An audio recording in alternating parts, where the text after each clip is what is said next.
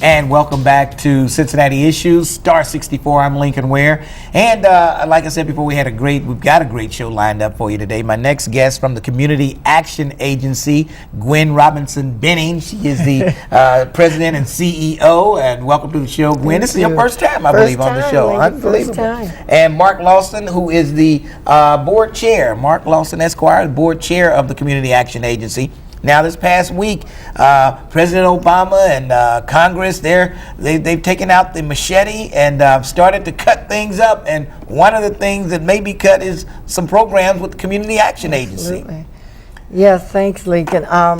We could say in his speech, State of the Union speech, the President did mention programs that were dear to his heart that he would cut, and he called us out the Community Action Program. And that's the first time in history that a sitting president has ever done that.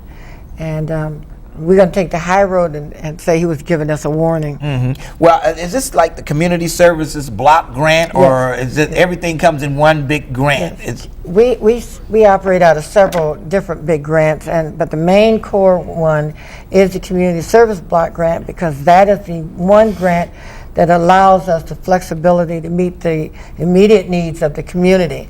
It is also the one grant that designates any given agency as a community action agency. Now, the HEAP program, which is a big program for you guys, how will that be affected? Well, that's huge. That's we've huge. got, you said it's a machete to the, that he brought out a machete, but really it's just a nick to the deficit, but it's a machete or a sledgehammer, to the poor people that we help. And thousands of people line up for HEAP, every day in the winter, and it's the difference between having heat in the winter and not having it. Right. So yeah, you have people lined up outside from morning till you close. Those people, they may not get as much as they normally get. So I guess it'll be cut from what it is now, and those people will just have to fend for themselves. I mean, it's interesting that those of us who can, we know when we go get gasoline how much the costs have gone up.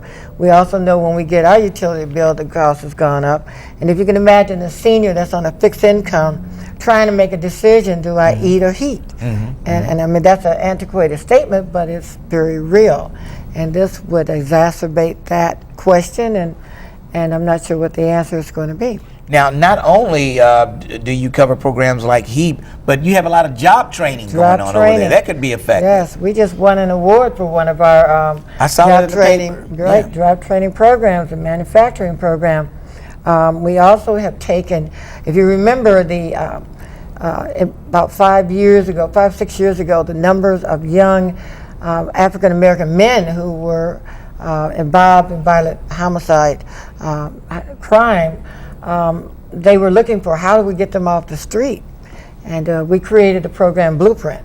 And that's a very positive and strong program where young men and women have pre-apprenticeship training, but they also get life skills, financial skills. They learn how to deal with conflict resolution. And I'm always reminded of the young man that stopped me in the hallway, and he said, Mrs. R., he said, I truly wanted my friend to get in this program, and it's bad that he didn't. And I said, what do you mean? I said, if you want to, I'll go with you to get him. He said, no, he got shot last night by a drive-by. He said, the same corner I used to work on. So, we know we're making a difference. And many of those young men and women are now working on the Banks Project, signing up for MSD. They work with many of the construction companies.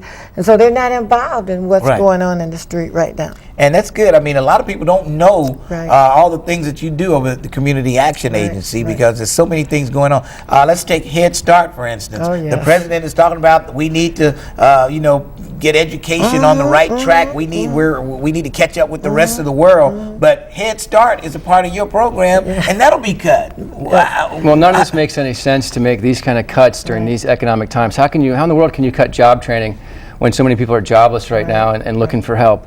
And the idea of cutting Head Start is really crazy.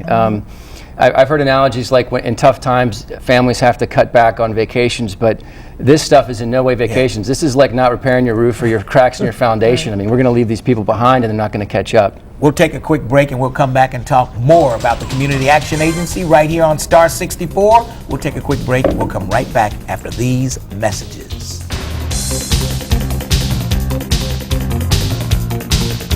Out with friends.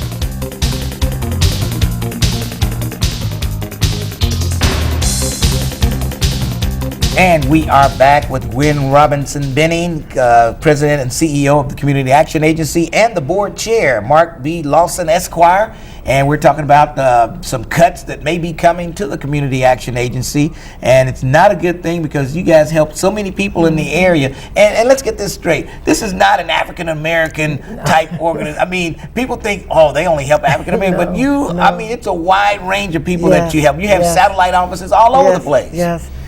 We're basically a microcosm of this entire county.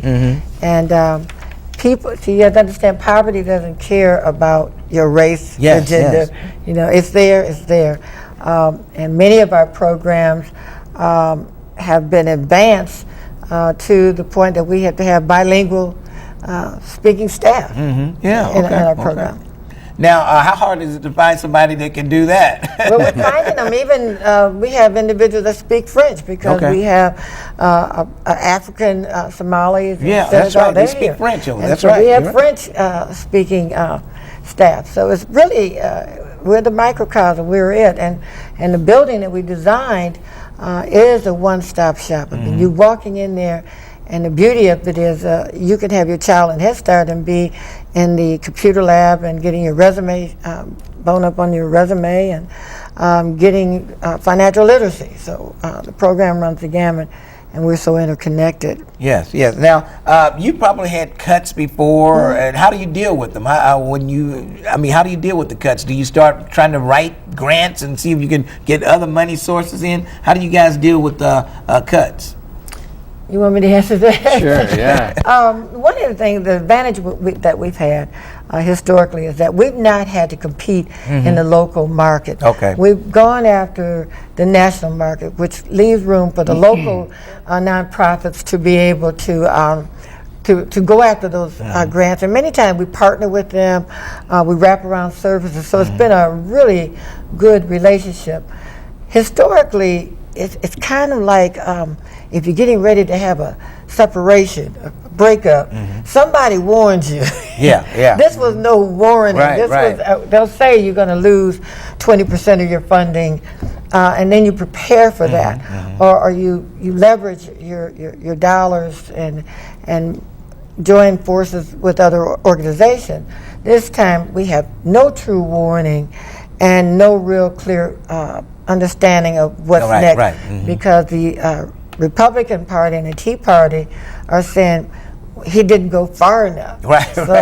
They said they wanted the machete. He wanted the scalpel. He wanted to make little small cuts, but they want to just get in there and start hacking away. Well, we've had cuts before, but this is more like a body blow to us. And Gwen is great at going out and getting grants and partnering with other people, but this is something much more significant. And why is it that they always start first with the poor and underprivileged when they start cutting? That's the first thing they look at when they cut. Okay, let's cut Pell Grants and this, and I got to think they're voiceless. I mean, they don't really have the voice except for places like Legal Aid Society and Community Action Agency standing up for these people.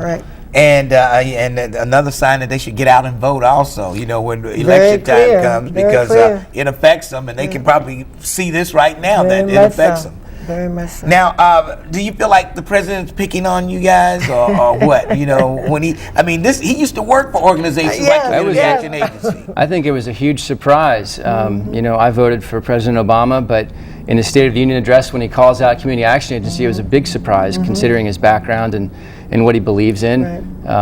It was a complete shock. It was a surprise, and it was really unique that across the nation, there's 1,100 community action agencies in the nation, and in Ohio there's 55, and we're the largest of the agencies in Ohio.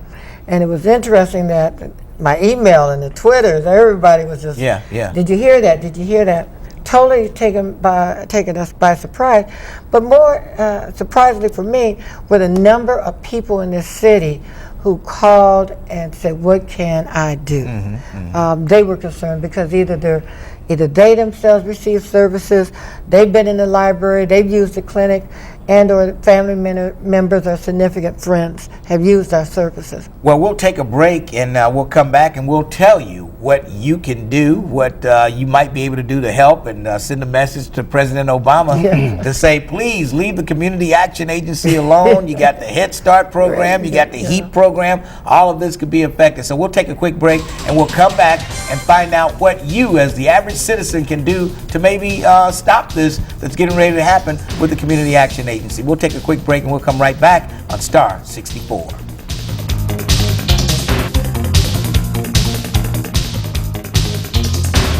And we are back here with none other than Gwen Robinson Benning, and you got married, got a new name there, and she's the CEO and President of the Community Action Agency. Mark Lawson, Esquire, he's the Board Chair, Community Action Agency Board Chair, and they're both with us this morning talking about the cuts that President Obama mentioned that could come to some of these community agencies all around the country. And he talks about, we got to strengthen our education in on one side, but then he cuts Head Start on the other side. I mean, and that's vital. You can't do anything in middle school, high school, unless you get a good start. And the Head Start program, kids need that. They really need that. Now, what can the average person do to try to stop this? Can they do anything? What can they do? They can. Let me just share a letter that one of the Head Start moms wrote. And what she said was, briefly, that she wrote to the president. Wrote it straight to him, sent it to the White House.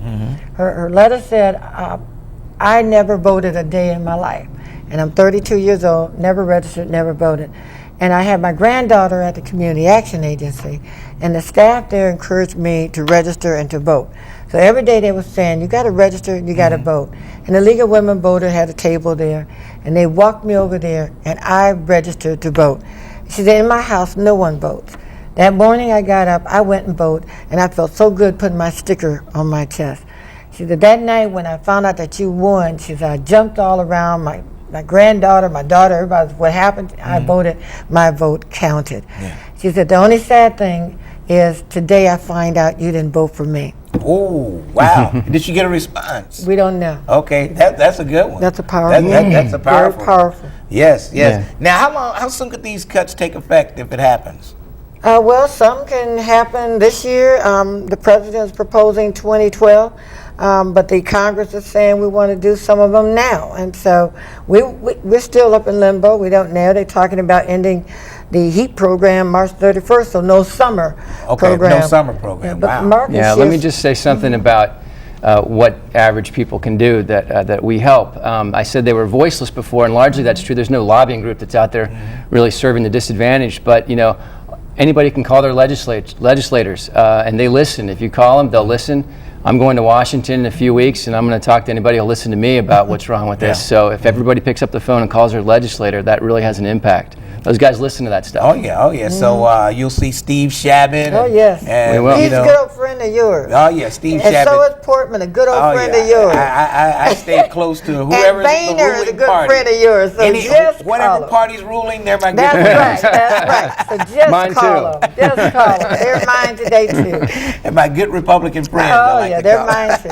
They're mine too. But we've got a website in case someone wants to get on the website and see what's going on. We'll put that up on the screen. Great. Cincy-CAA.org. That's correct. If you want to get on the website and check it out, get some valuable information. The Head Start program, give us the criteria for Head Start.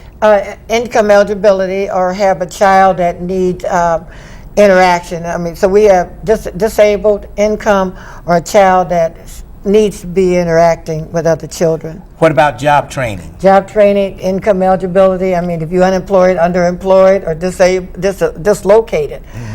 So pretty much everybody. All right. We have an opportunity. I don't care what your income level is. If you need to use the computer lab, if you need to rearrange your resume, we have staff on board that's ready to help you. So it's not about income in these days and time when you're looking for jobs. All right. Well, I tell you what, the Community Action Agency a great organization, Thank and you. you're doing a great job. Thank you. You're doing a great job.